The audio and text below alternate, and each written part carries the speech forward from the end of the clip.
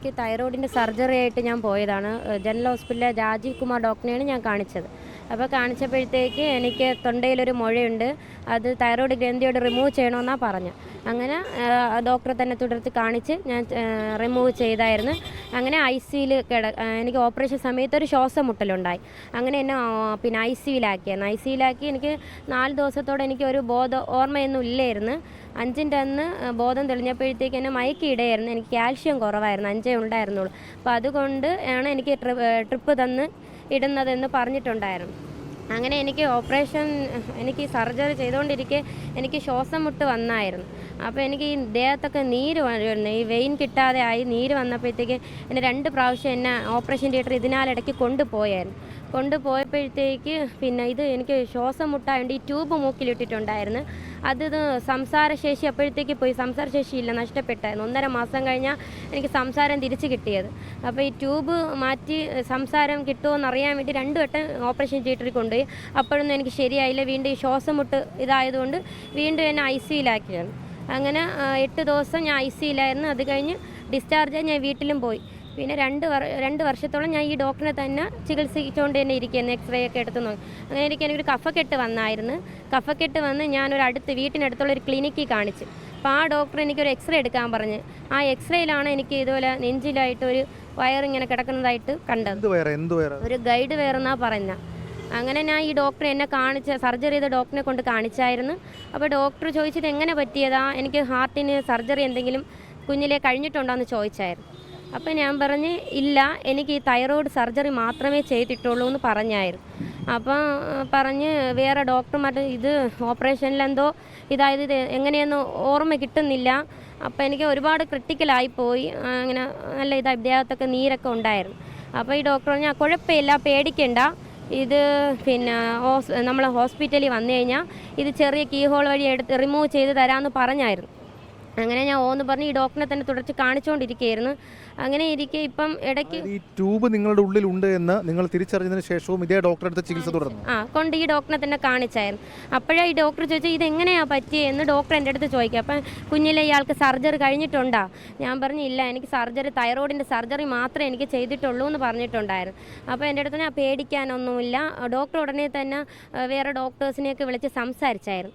എന്നിട്ട് പറഞ്ഞ് പേടിക്കാനുള്ളതൊന്നുമില്ല, ഹോസ്പിറ്റലിൽ വന്നാൽ നമുക്കിത് കീഹോൾ സർജറി ചെയ്ത് റിമൂവ് ചെയ്ത് തരാമെന്ന് പറഞ്ഞു.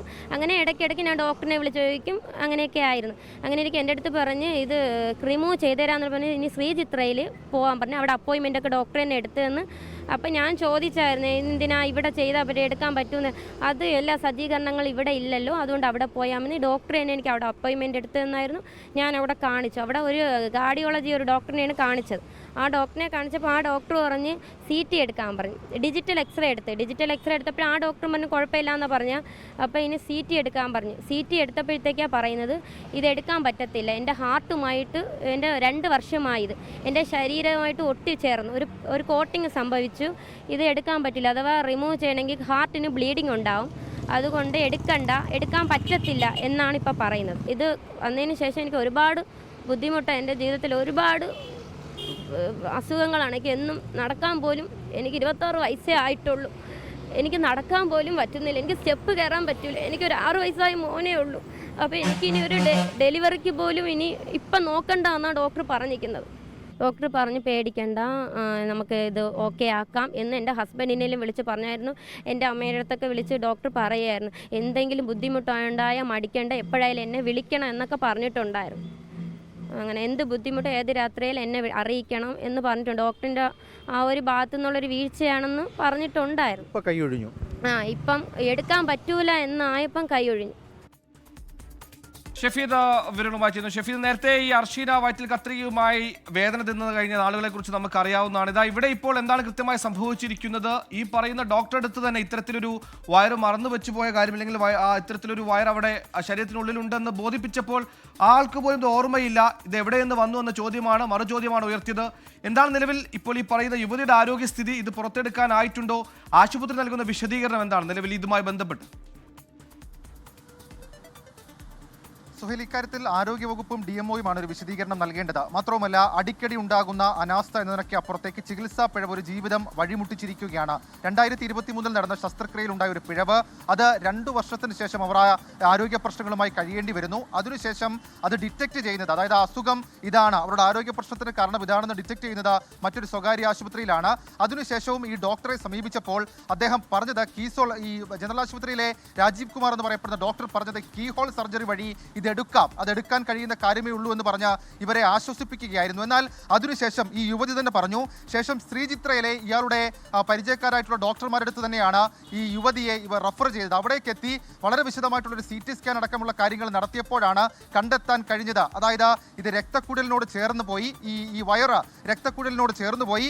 കൂടാതെ ഇത് റിമൂവ് ചെയ്യാൻ സാധിക്കില്ല, ഇത് എടുത്തു കളയാൻ സാധിക്കില്ല എന്നുള്ളൊരു അവസ്ഥയിലേക്ക് കാര്യങ്ങൾ പോയി. അങ്ങനെ എടുത്തു കളയുകയാണെങ്കിൽ ഹൃദയത്തിൽ ബ്ലീഡിംഗ് ഉണ്ടാകും, അത് ഗുരുതരമായിട്ടുള്ള ആരോഗ്യ പ്രശ്നങ്ങൾക്കും ജീവന് തന്നെ ഹാനി ഉണ്ടാകുന്ന തരത്തിലേക്കും കാര്യങ്ങൾ പോകും. ഇതുമായി ബന്ധപ്പെട്ട വളരെ പ്രധാനപ്പെട്ട ഒരു നിരീക്ഷണം സ്കാനിങ് CT സ്കാൻ ചെയ്യുന്ന സമയത്ത് ഇവർക്ക് ലഭിച്ച അതിൽ പറയുന്നത് guide wire in the iliac vein up to SVC എന്നുള്ളതാണ്. നമ്മൾ കുറച്ച് ഡോക്ടേഴ്സുമായി നമ്മൾ ഇക്കാര്യം സംസാരിച്ചപ്പോൾ ഡോക്ടേഴ്സ് പറഞ്ഞത്, സാധാരണഗതിയിൽ ഈ ഇന്നർ അവയവങ്ങളിൽ അവർ സർജറിക്ക് മുൻപ് ഒരു ഗൈഡ് വയർ അത് ഇറക്കാറുണ്ട്, അതൊരു പാത പോലെ ഇറക്കാറുണ്ട്.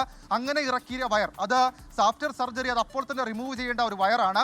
പക്ഷേ അത് അതിനകത്ത് പെട്ടുപോയി എന്നുള്ളത് സ്വാഭാവികമായും എന്ത് സംഭവിച്ചു എന്നുള്ളത് വ്യക്തത വരുത്തേണ്ടത് ആശുപത്രിയും ഡോക്ടറും തന്നെയാണ് എന്നുള്ളതാണ് മറ്റു ഡോക്ടർമാർ നമുക്ക് നൽകിയിരിക്കുന്ന ഇക്കാര്യത്തിലെ വിവരം. അതായത് ഇതൊരിക്കലും സംഭവിക്കാൻ പാടില്ലാത്ത അനാസ്ഥ, പ്രത്യേകിച്ച് സാങ്കേതികമായ എന്തെങ്കിലും പ്രശ്നമാണോ എന്നുള്ളത് വെരിഫൈ ചെയ്യാൻ വേണ്ടിയിട്ടാണ് നമ്മൾ ഡോക്ടർമാരോട് സംസാരിച്ചത്. അപ്പോൾ ആ ഡോക്ടർമാർ തന്നെ പറയുന്നു അതൊരു ഗൈഡ് വയറാണ്, അത് പുറത്തേക്ക് എടുക്കേണ്ടതായിരുന്നു, പക്ഷേ അത് എടുത്തോ ഇല്ലയോ എന്നുള്ള കാര്യം അവർക്കറിയില്ല. അങ്ങനെ സംഭവിച്ചിട്ടുണ്ടെങ്കിൽ അത് തെറ്റാണ്, അല്ലെങ്കിൽ അത് ഗുരുതരമായ ആരോഗ്യ പ്രശ്നങ്ങൾക്ക് വഴിവെക്കും എന്നുള്ള കാര്യം പറയുന്നു. അത് ഒന്നാമത്തേത് അവരുടെ ആരോഗ്യവുമായി ബന്ധപ്പെട്ട കാര്യം. രണ്ടാമത്തെ പ്രശ്നം എന്ന് പറയുന്നത് വീഴ്ച സംഭവിച്ചുവെന്ന് ആ ഡോക്ടർ തന്നെ സമ്മതിച്ചുവെന്നും ഭർത്താവിനോടും മാതാവിനോടും അക്കാര്യത്തിൽ സംസാരിച്ചുവെന്നും ആ യുവതി ഇപ്പോൾ നമ്മളുടെ ബൈറ്റിൽ തന്നെ പ്രതികരിച്ചിട്ടുണ്ട്. അതിനുശേഷം ഇത് എടുക്കാൻ കഴിയില്ല, കീഹോൾ സർജറി എന്നല്ല, സർജറി ഉപയോഗിച്ച് നടത്തിയാലും അത് എടുക്കാൻ കഴിയില്ല എന്നുള്ളതിന് ശേഷമാണ് ഈ രാജീവ് കുമാർ കൈ മലർത്തിയത് എന്നുള്ള കാര്യം കൂടി ആ യുവതി പറയുന്നുണ്ട്.